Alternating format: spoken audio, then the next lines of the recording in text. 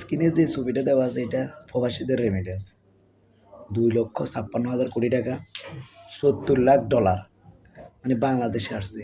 আচ্ছা, প্রবাসীরা যে আমাদের দেশের জন্য এরকম করতেছে, প্রবাসীরা যে আমাদের দেশকে উন্নত করার জন্য চেষ্টা করতেছে, আমরা তাদের জন্য কি করতেছি? আমরা তাদের জন্য কি করছি? এইটা কিছু বলতে পারবে? আমাদের এখন নতুন সরকার হয়েছে, আমরা তাদেরকে অকুল আবেদন করি, আমাদের রেমিটেন্স যোদ্ধার জন্য কিছু করা তো।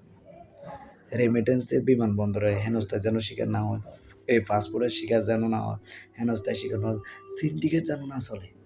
যে জায়গায় 50,000 40,000 টাকা বিমান ভাড়া সৌদি আরবে, ওই জায়গায় 80,000 1 লক্ষ টাকা।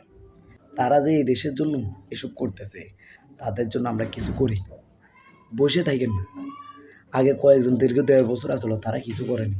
একের পর এক হেনস্থার শিকার হয়েছে, চোরের শিকার হয়েছে, সিন্ডিকেটের শিকার হয়েছে, শুধু প্রবাসীরা, শুধু জুলুমের শিকার।